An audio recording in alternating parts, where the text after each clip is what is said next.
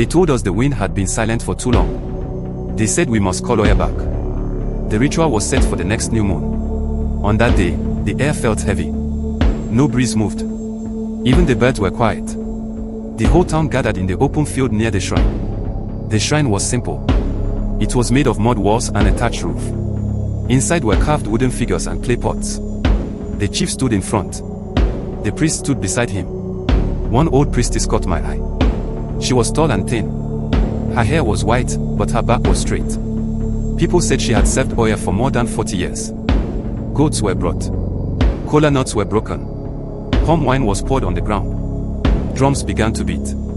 Slow at first, then faster. The priestess began to dance. Her feet moved in the dust. Her body shook. The wind was still, but her red cloth lifted as if touched by unseen hands. The drumming grew louder. Some women began to cry. Some men bowed their heads. I stood near the edge of the crowd. I remember feeling afraid, but I did not know why. Then it happened. A strong wind came from nowhere. It was not like a normal breeze. It came in one hard push. Dust rose high into the air. The trees bent. Children screamed. The drums stopped by themselves because the men could not hold them steady. The sky changed color. It turned dark in the middle of the day. Clouds rolled in fast from the west. I looked up and felt my heart beat in my throat. The priestess was still dancing. Her eyes were closed. Her voice was not her own. She shouted words I did not understand. The wind grew stronger. It felt alive. It pushed against my chest. I could not breathe well. Then lightning struck a tree near the shrine. The sound was so loud that I fell to the ground. The tree split in two. Fire burned for a moment, then rain poured down. Not small drops. Heavy rain. Hard rain. People shouted. Some ran. Some knelt in the mud. The dry ground drank the water fast. The field became slippery. The river, which had been thin and quiet, began to rise within hours.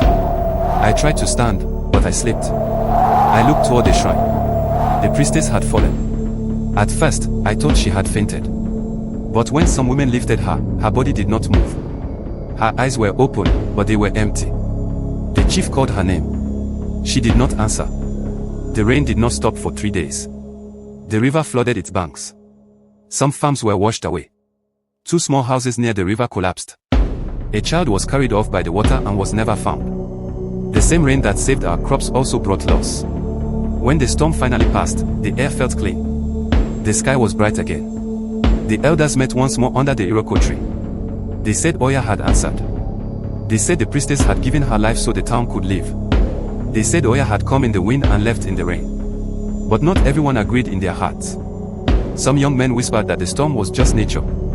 They said storms come and go. They said the priestess was old and weak. They said fear made people see gods in the clouds.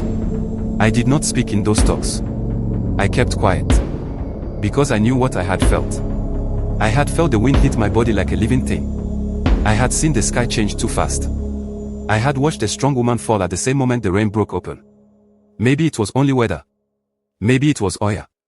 Years later, I traveled to other towns. I heard similar stories. In Oyo, in Abeokuta, even near the great city of Ife, people spoke of sudden winds before heavy storms. They spoke of women who danced until they fell. They spoke of rain that came after long silence. I learned that our stories were part of a wider history. In many places across our land, people believed Oya controlled the wind that brings rain. The stories were not just tales. They shaped how we planted crops, how we built houses, how we respected old women who served at shrines. The event I saw changed me. Before that day, I thought of the world as simple. Sun means work. Rain means rest. But after that day, I understood that nature can save and destroy at the same time. I understood that belief gives people strength during fear. When I farm now, I still look at the sky. When the wind rises fast and dust moves in circles, I remember that day. I remember the green sky. I remember the scream of the goats. I remember the priestess dancing alone in the center of the field. And when the first drop of rain touches the dry ground, I still whisper the name Oya.